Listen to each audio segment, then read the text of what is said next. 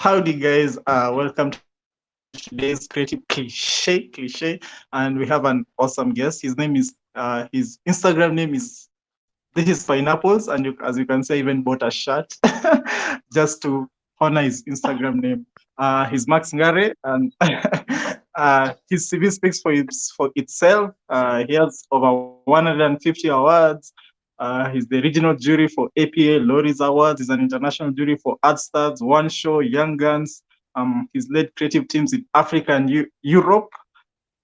He's I don't know if you remember the last Northern White Male on Tinder. He was part of the team that came up with such an awesome ad. He's also retold Kenya's history through our WhatsApp conversation. Basically, what I'm trying to show you is that I could go on and on about Max, but it will be too much, and we don't have a lot of time with him. So the little that we have, we want to maximize it. Who is going to host today is Jos Nganga, one of the youngest and creative minds in this part of the Sahara. She's also very controversial when it comes to highly sensitive opinions. But wacha niseme mengi sana. So Jos, please take it away, and Max, welcome. Thank you. So, hi, guys. We are so glad to have you guys here. So, I think I'll just get on with it. Max, do you feel like you need to reintroduce yourself? I I don't know. Like you've said a lot of flattering things. I'm just ad geek. I'm an advertising geek. I like a lot of ideas, and I've been fortunate to work with really remarkable people. And yeah, happy to be here. Happy to be on this Zero Chills show. And yeah, take it away. What What is one thing you can tell us about yourself that Ashoya hasn't told us? Um, Let me see. So kind of most people know, know me as a creative person. I work in an agency. I've won awards. Guys don't know that I actually play a lot of video games, like Unipate, Fortnite, FIFA, um, everything between GTA 1 and 5. That's me. So lots of video games. Oh, also I read a lot, like as you can see in my background. So I try and and just make sure I go through maybe a book a month. And I've been doing that since 2015. So yeah. Okay, that's interesting. I didn't know that you're a reader. Okay, so to start us off, I'd like to ask, do you have a copy background or an art background? What do you think? I don't know. Let me I've trained as an art director. So coming up in the agency world, I started off as a design at a really small agency called Brand 2D, and then worked my way up into an art director. I joined Scar Group as an art director. So very art led, but then I changed my focus to be more of the idea, and the execution comes after. So yeah, you can say that, yeah, I am a pretty good designer. Okay, interesting. So, after about 10 years in the industry, would you say that you have a process? Do you have a work routine, or is it just method in the madness? I'd say there is a process. I think um, as you get older, as you stay in the game for a long time, you start to see patterns of people who win. And they, yes, it does look chaotic. That world is very busy. So many things going on. There's so many expectations, but it always comes down to personal goals and what you want to achieve for yourself. So I do have a process.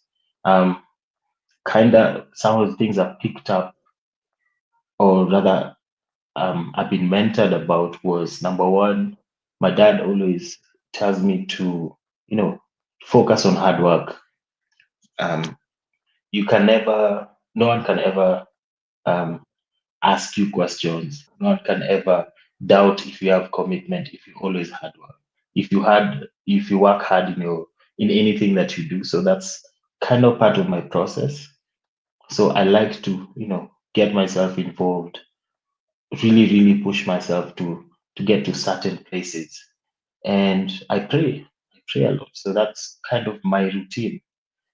Set my goals and just work hard to achieve them.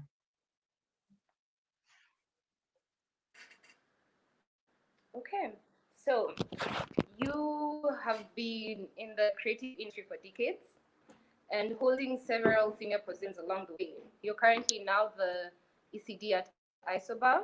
What two major lessons have you picked up in your career journey? Mm. So maybe just speaking into what I just mentioned. First and foremost, number one, I learned hard work does pay, and that's something that you really have to treasure.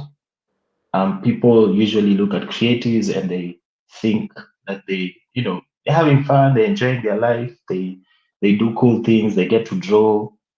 But for you to get to those spaces where you're actually advising people on creative work, you really need to put in, and kind of that sums up the whole formula.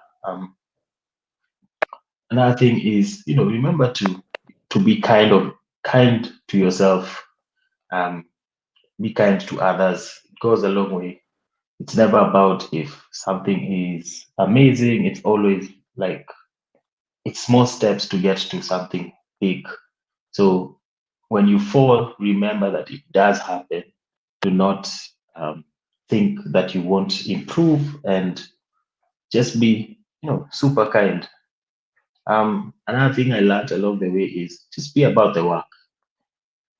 Let people think about you and just imagine amazing ideas. Imagine you coming through for them and leave out the politics. It's not about who's doing what, it's what you're doing and your journey. And don't listen to the haters. It's very, very, I know coming up as an art director, it was very hard because you'd hear stories of, oh, that market is doing some different stuff. Why can't you guys do the same? So leave out those voices. Focus on just being about the work. And if you do get a chance, work with amazing people. Like seek them out, seek out the best. If you're in a position where you can hire the best, either with motivation or with lots of money. Um, and also hire people who are better than yourself. Um, don't have that mindset of I'm the superstar, I'm the guy who everyone is watching. And it it cultivates that sense of giving back. Hiring people who are better than you, number one, makes you look good.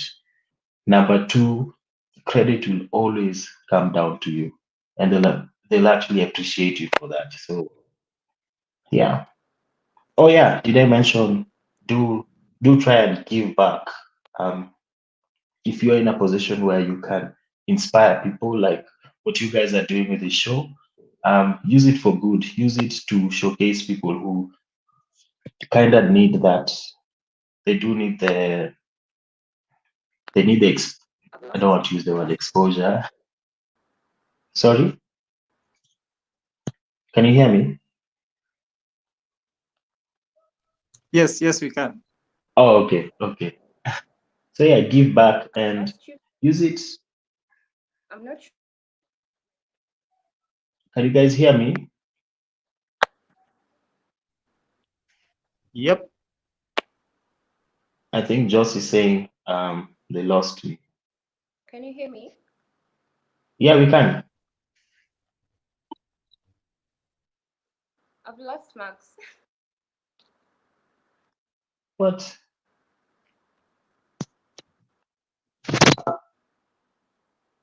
Can you guys hear me? Yes, yes, Joss. What is going on?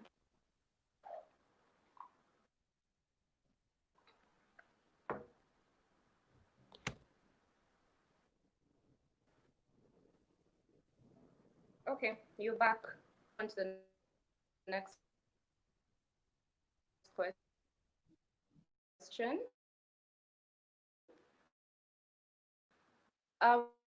What is your opinion on Kenya's economy?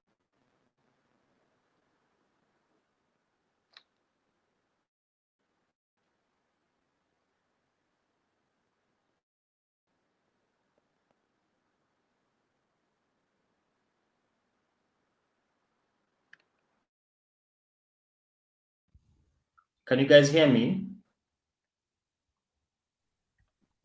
Yeah. Okay. Sorry, I didn't get that. You're asking something about the economy.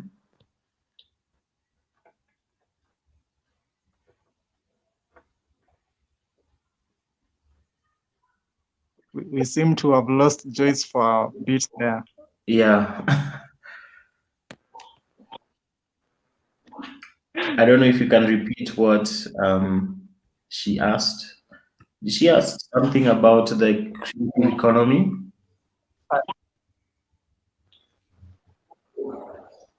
I think she was going to say about the creative economy, or I'm not sure. Okay. Should I just get on with it?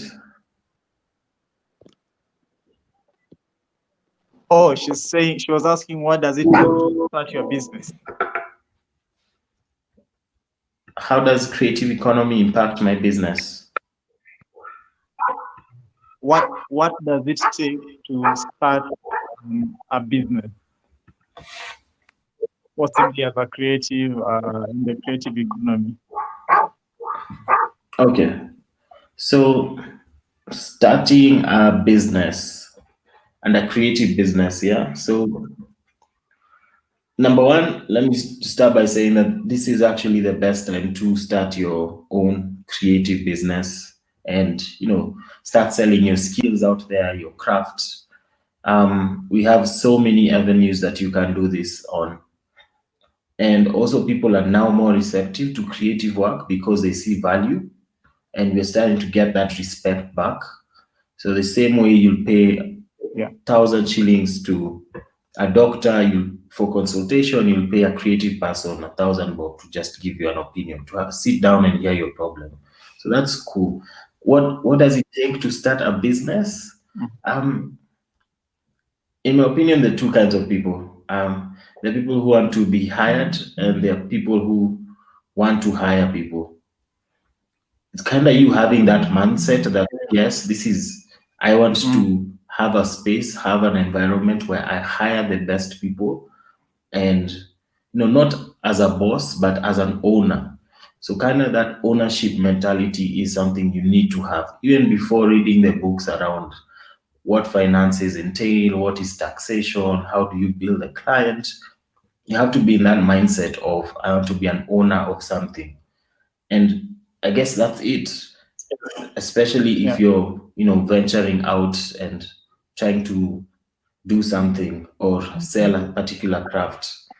You have to start with that mindset of I want to be an owner. And then network a lot. Meet people, talk to people, talk about your craft, talk about what you can offer them, and always have like business cards ready. Always be ready with a proposal or a profile. So kind of that's it, I think. I am a business owner, so I would say that tenacity and that mindset has to shift. So yeah. Okay, I am back. So maybe a lot. Oh, welcome back, Jots. Thank you. I just switched devices. So allow me to just take you back kidogo tu. I really like the point that you made about being kind to one another, because I feel like, well, over the past, well, the older generation, so to speak, there's this culture that we are used to where, the creative space is not the most friendly one when it comes to working with each other. So I think it's very important for us to, listen to such things because we are the generation that is molding how the creative industry is going to look like. So I totally agree on your point of being kind to one another. Dope. I I am a firm believer of kindness has the power to move so many hearts. Um, I think the traditional agency in the 90s, it was always about one scary dude called a creative director, and Exactly. who just follow him and do what he wants. But kind of you want the world has changed to be more collaboration. So when you work in the best teams, you don't even feel there's a CD or there's somebody high up. A CD, anyone just you present yourself as a CD to clients so that they can see there's leadership. But true teams, super it's super horizontal. No one has egos. Egos are left at the door. Focus on the work and just be the guiding spirit to amazing work. Yeah, for sure. And there's beauty in collaboration. So I'll just go on to the next question, which is what do you know about your career now that you wish you had known when you started? Um, what I know now that I wish I knew back then when I Yes. started. Yeah. I think a lot, the power of branding, I wish I knew that. So being in the creative economy, being in this industry, it's all about reputation. It's all about how people view you and what they think about you. Even before you sell them a piece of work, they already have some idea of who this person is. So starting out, I wish I really guarded my reputation and branded myself as more of a genius, more as a craft person, more about the work than just working at a fancy agency. I think that's what I would say that I wish I knew then. But it takes time to build up a rep. So yeah, I think I'm still building one, so it'll keep getting better. Okay. So the next question I have is you have over 150 awards. How do you manage praise and success? Um, so let me back up a bit and maybe explain why awards are important because people just see it as a number that oh wow he likes awards. Number one, awards are super important because they keep you they drive that friendly competition amongst peers. And we say that we're here to build an economy, a creative economy. However, we can't do that if there's no way to like kind of gauge ourselves. Are we going in the right direction? Are we doing work that is showcases our skills? So awards the important one because of that element of let's see where we are at. So how do you get to such a success? In my mind, that's not a success. Okay, it's cool, like 150 awards is cool, but kind of I feel we're just starting out. We're just on a journey where we we are going on. It should be more. The number should be higher. And for me, it's always about hard work and just working with the best teams and finding the best people to work on something and kind of working with the best partners and clients. So yeah, I think that's kind of how my mindset is. I think you missed the question. I asked, how do you manage such praise and success? Manage or you ignore it. Manage. Or you Oh, ignore you know it. it. Okay. Just That's how you don't let it get to your head. like awards are not for me, they are for my team. They are for Mhm. motivation. They are for guys to feel inspired. We can do this kind of work. Otherwise, it's another certificate where you just put it under the cupboard and you move on. The things I have up on my wall are actually the first, like my first lorry, my first pipe award, my first one show. The rest, I actually just give it to the client and to the team, and you just move on. You look for the next one now. So it's that so it's basically a motivation for you to like chase the next big thing, yeah? Exactly. Like Okay. compete with other guys, compete with a world audience. So yeah. I am personally curious, like after all these years in the creative industry, do you struggle with like imposter syndrome anymore? Do you sometimes have a crisis of confidence? And how do you lift yourself up from that if you feel that? So of course, like if you don't have that, you know, self-doubt thing, if you don't feel it, then you're actually not doing any dope work. You're not challenging yourself. It should be a case where you kind of doubt. You're doubting if you have the abilities to go through something. It means that you're scared. And yes, I do get times where I feel I'm down, and and yeah, this was a bad move to start a new job, or it was a bad move to pitch this idea. Um, it's not that you like it happens or you don't get it, it's how you cope with it. So there will be good days, there will be bad days, but just know they're very temporary. And I usually just keep a small list of recent successes. So what I've done just chomoa that list and read it to myself, and kind of helps to get me through it. So life, yeah, life as a creative, you'll always feel that you're inadequate. You'll always think, maybe I should have been a doctor, should have been a lawyer, and you'll always feel like your best is not your best. You know.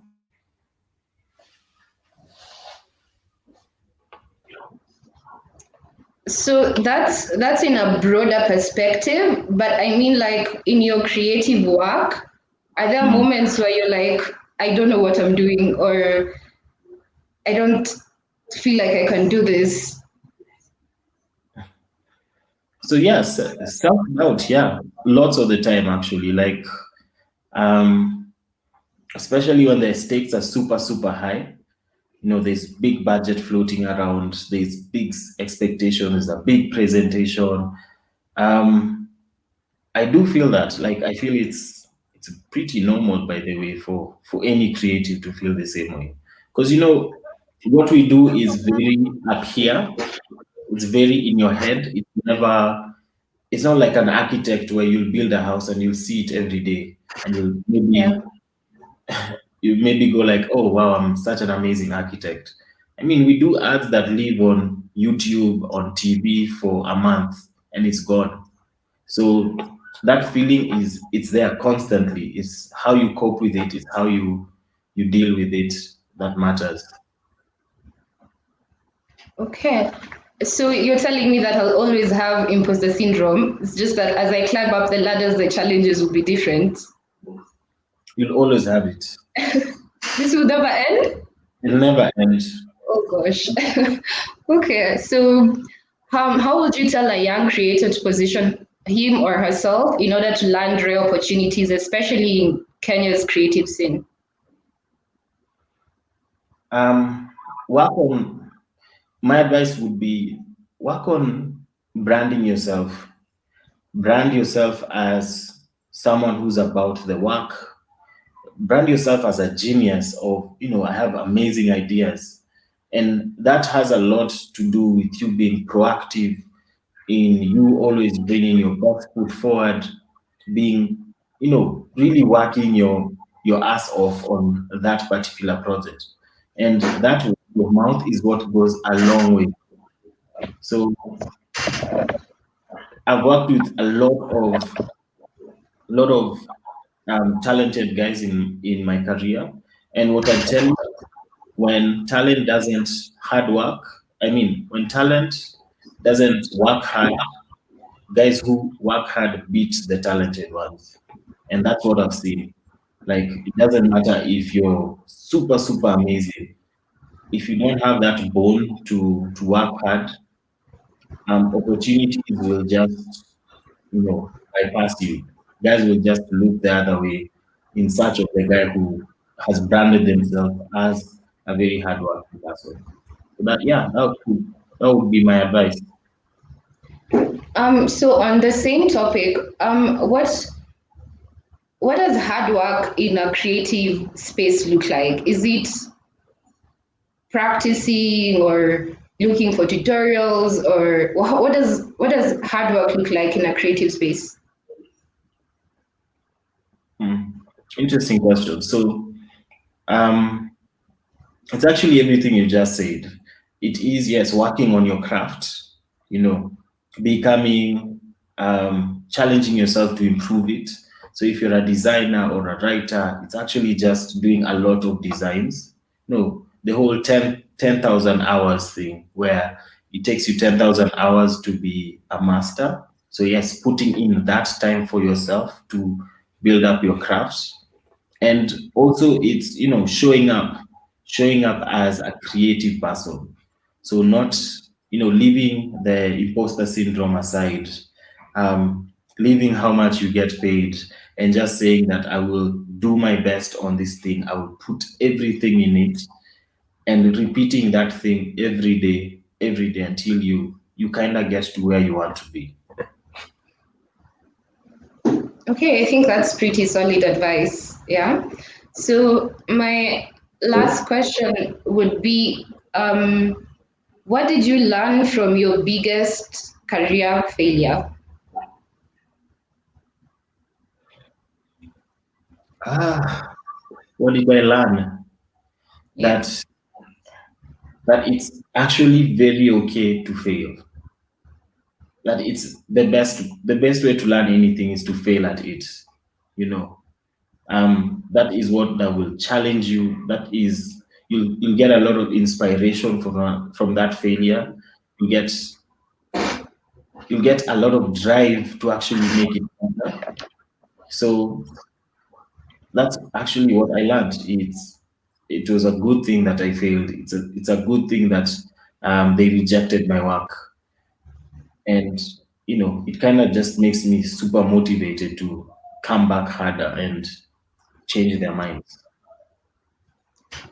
Yeah, I think that's pretty important, especially for creatives, because creative work is very almost personal. It's almost like you're giving a piece of yourself every time you come up with an idea. And I believe there are so many failures along the okay, not that there's so many failures, but people saying no to your idea or your idea being rejected is basically motivation for you to say, okay, so how do I improve? How do I get the next level? Yeah. So I'm going to hand this session over to Ash. Okay. Yeah. Thank you so much, Max. Thanks, This was Joss. It's pretty nice being. interesting. Yeah. Yes. And yeah, can't wait to work with you very, very soon. I am super excited about that. Yeah. So, as a parting shot, Hi. what next? What should we expect from Max? Are we going to be hearing your name or seeing your name somewhere? Let me keep it as a surprise, but Mm-hmm. I would say, currently working at iSober, it's, one, very exciting. There's a lot of talent there. There's a lot of new things that we are learning and we want to showcase. And yeah, expect more of what you've already seen. Um, I'm super motivated to work with, even better talents than myself. So I'm sure we'll cook up something really, really special.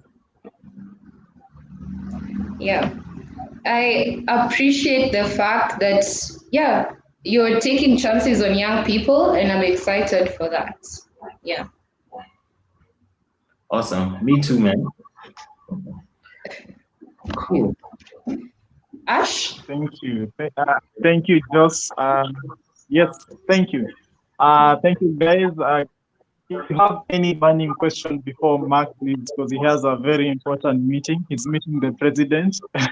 In to advise him on how to handle the creative economy. But if you have any question at the moment before we let Max go, kindly ask. Now, Max, I have a question, maybe to you. If you Okay. could just tell us what has been, to borrow from what has been asking you, what has been your biggest life lesson so far, apart from in the creative industry, but apart from failure, what has been driving you to get where you are at this moment? What has been keeping me motivated? Um, Yes. okay. In a nutshell, is what creative people can do. The potential, the hidden potential that we have, we recognize, kinda is what has kept me motivated because I learn new things about myself, about other people, about this market every day. And having being a person who's very digitally native, it has been, it's always newness. The internet, it's always new things. So um, that is what is keeping me motivated. That the future is very exciting. The future is here, and we are the people who are making all these amazing things happen.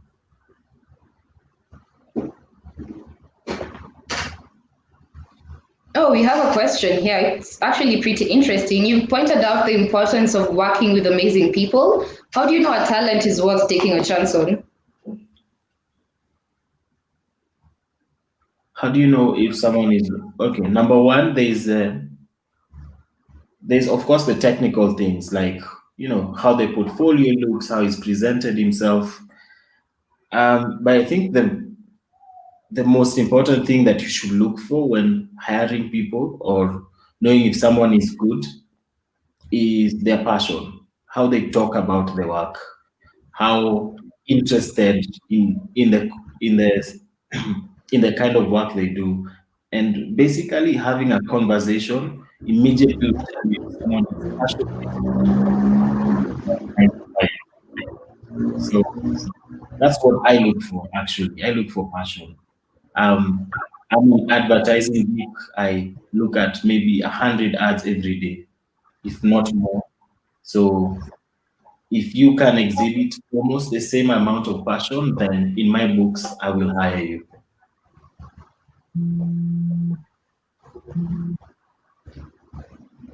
Yeah, and I feel like passion is not something you can fake, Can't so to speak. yeah.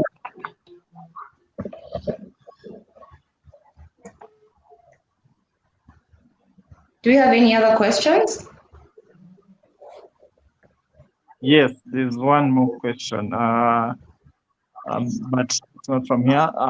So, Max, a lot of young guys have lost their jobs during this COVID period, and and there's been that struggle between choosing where to go. Should I follow the money, or should I go where there's more talent, or where I can grow? What is your advice?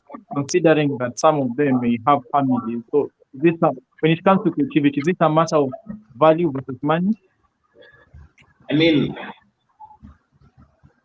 so like I said, we if you're generally a passionate person about the work, um, the issue of money is important, yes, but you'll always go with what is fair. Um, Taking up an opportunity that does give you the money and it does that um, really, really well is something to think about. And if you have other responsibilities like family, if you're taking care of, young ones and stuff, yes, do think about them and go for the money. You know. Um, on the other hand, you might, take the risk and follow your heart, follow the work that you really want to do, even though there's no money. And that is very, like, it's a very personal prerogative. I cannot even say that, always go for where your heart goes. It's all about what is most important in your life. If it's creativity, go for it. If it's taking care of your family, then do it. So, and it's something that you just realize when you're when you're young and you're coming up, it's all about the creative stuff. It's where can I do the best work, which is amazing. So go there, work with the best people, do amazing work. I mean, when you're a bit older, and you're not by yourself, you need to think about others, then it becomes something that really have to think about. So yeah, I don't know if I've answered you. Yes, I think you've answered me. So that we respect your time because we had requested we have another meeting. I think we'll just get your last word, your last remark. But first, I want to give Josh an opportunity to say something before Max concludes the session for us. So, Josh, take it away. Um, I don't think I have much to say other than thank Max for the time. And I'm pretty much excited to see what will come out of the Kenyan creative space because I believe we have a lot of talent. And yeah, I'm pretty much excited about the future. And, as young people, I think, yeah, we're in a good space and there's so much more to achieve and do. And we can't be caught slacking, We need to put in the work and prove the world wrong about how they feel about our work ethic. So, yeah, I'm excited for the future. Me too, me too. And yeah, thanks for having me. Thanks for giving me this opportunity to just give you my 2 cents about things. And yeah, I'll be tuning in. I'll be rooting for you guys. Can't wait to see where this show idea goes. Thank you, Max. Nice art collection, nice color scheme as well. And we appreciate you for coming. Till next time, Nitsi is going to give us something. So anytime now, whenever Nitsi is ready.